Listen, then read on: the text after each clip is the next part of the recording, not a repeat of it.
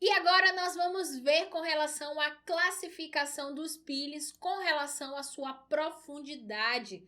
Vamos ver quais são os fatores que favorecem e contribuem para a permeação e a profundidade de atuação dos peelings. Vamos lá. Os peelings, eles são capazes de atingir desde a camada córnea, que é a camada mais superficial da pele, até a derme, a camada mais profunda. E essa profundidade, ela vai depender do método escolhido do peeling, a aplicação da técnica e a característica da pele. Então, nós podemos ter o mesmo peeling atuando de forma mais superficial em umas peles e em um nível mais profundo, um nível médio ali em outros tipos de pele.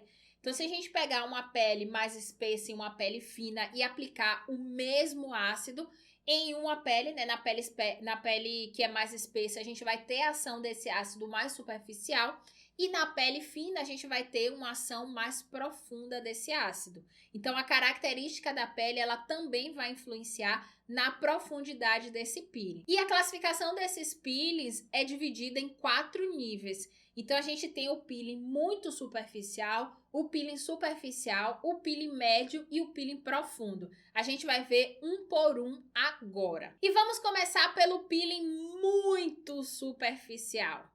Os peelings muito superficiais, eles atuam na camada córnea. Eles podem chegar até a camada granulosa, mas eles não vão comprometer a camada espinhosa. Vamos aqui para a foto para você conseguir entender melhor tudo isso aí que a gente falou. Então vamos lá. Aqui na foto a gente tem a nossa epiderme, a gente tem as camadas da epiderme. Começando pela camada basal, vou pintar aqui de amarelo. Camada basal. Depois a gente vai para a camada espinhosa. A camada espinhosa a gente pode pintar aqui de verde. Vai ser uma pinturinha meio estranha, viu? Mas só para você conseguir se localizar por aqui. Depois a gente vai para a camada granulosa, que eu vou pintar aqui de azul. E chegamos à camada córnea. Pintei aqui, ó, de vermelho.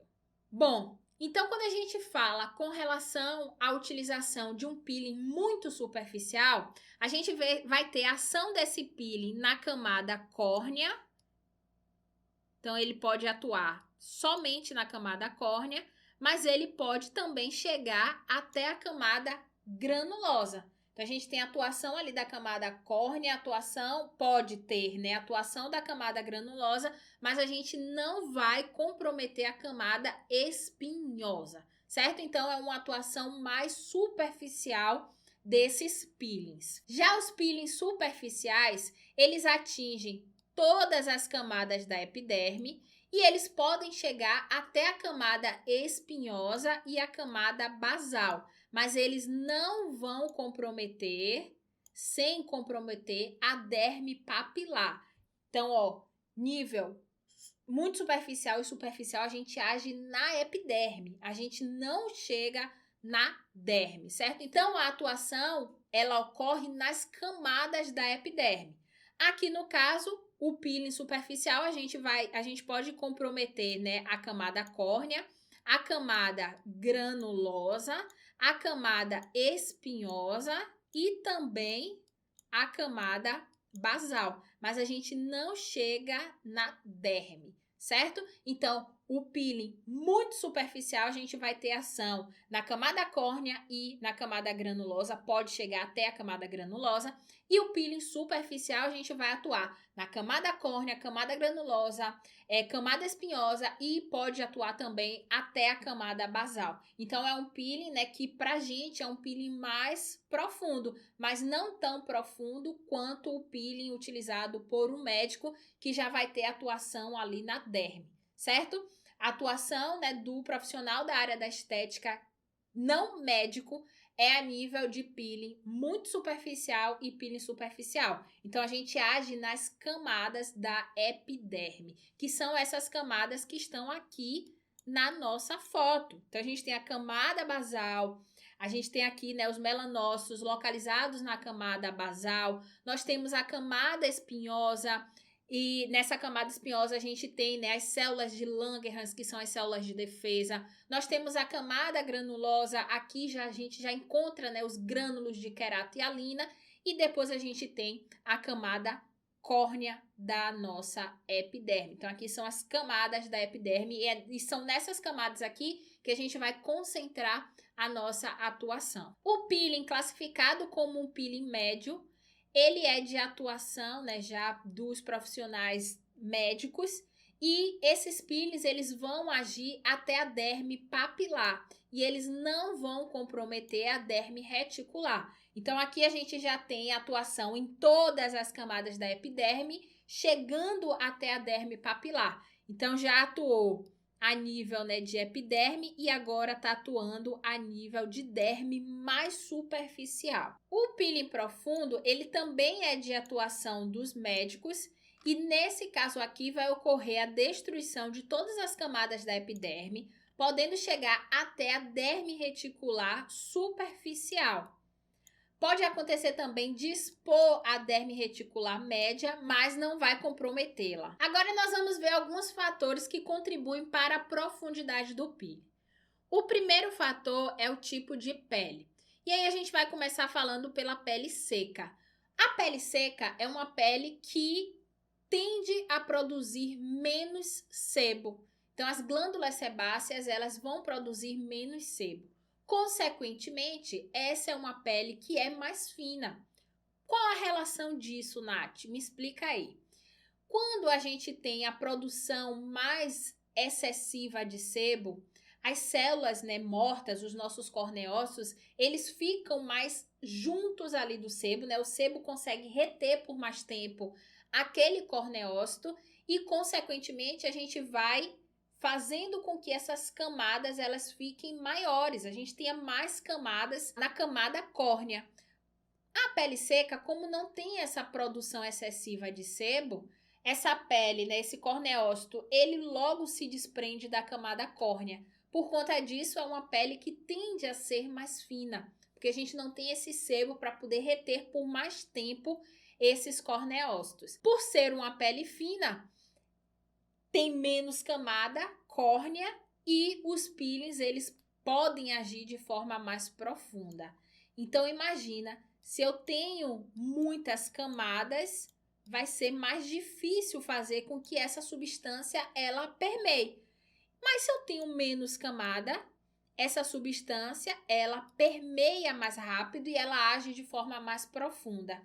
Então, peles secas são peles que os peelings eles tendem a agir, né, de forma mais profunda e, consequentemente, a gente tem uma probabilidade maior de ter uma descamação visível. Já a pele mista e a pele oleosa são peles que têm uma tendência a serem mais espessas, justamente, né, por conta desse sebo. Então, o sebo, essa oleosidade da pele, acaba retendo esses queratinócitos mortos, essas células mortas, e aí a gente vai ter um espessamento dessa camada epidérmica. E com esse espessamento, fica mais difícil a permeação dessas substâncias, além do óleo, né? Então, a própria oleosidade dificulta a ação de alguns peelings. Tem ácidos que eles têm uma afinidade maior com o sebo e aí, para ele, aquele ambiente ali é bom, né? É propício para ele poder fazer a permeação.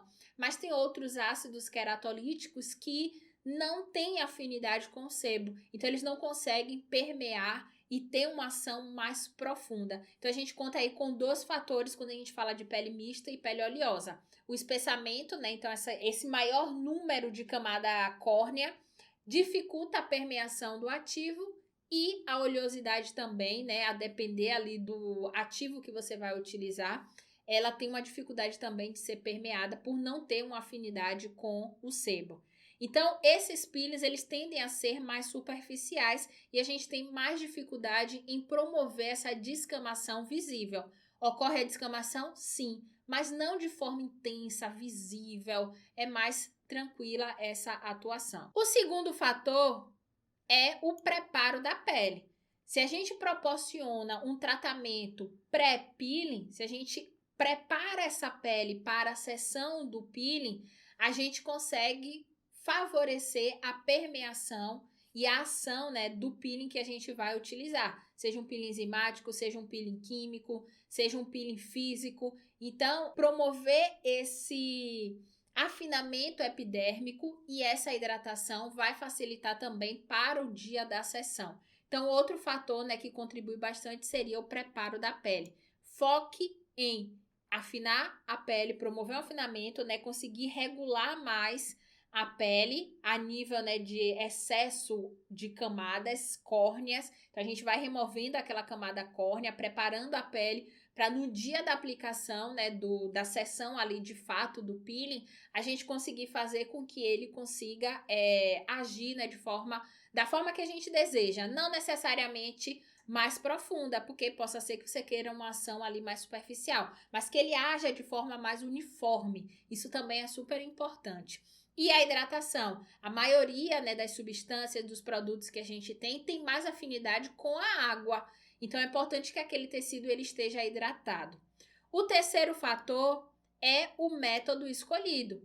O tipo de peeling vai influenciar. Então, qual é o peeling que você vai aplicar? É um peeling físico? É um peeling químico? É um peeling mecânico? É um peeling enzimático? Isso aqui vai pesar bastante. A forma em que a gente vai aplicar também vai influenciar e a técnica, né, que a gente vai utilizar. Então, esses são alguns fatores que vão contribuir para a profundidade de ação do nosso peeling. E por que a profundidade é importante para a gente, é interessante para a gente? A profundidade ela está relacionada com a agressão do peeling. Quanto mais profundo é o peeling, maior é a agressão, maior é a inflamação e mais perigoso é o peeling. Então, quanto mais profundo, quanto mais agressivo, mais riscos de complicações a gente tem e normalmente a gente vai precisar afastar a cliente da rotina diária dela.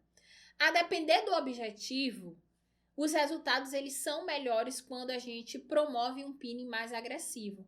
Então, por exemplo, né, para um tratamento de rejuvenescimento, como aqui no caso, né? É mais interessante uma agressão maior, porque se eu tenho uma agressão maior, eu gero mais inflamação e, consequentemente, eu tenho uma resposta melhor do organismo. Então, para determinados tratamentos, cicatriz de acne, cicatriz atrófica, né, de acne, rejuvenescimento, é interessante uma agressão maior. Em contrapartida, em algumas disfunções, a gente tem mais riscos quando a gente gera mais agressão.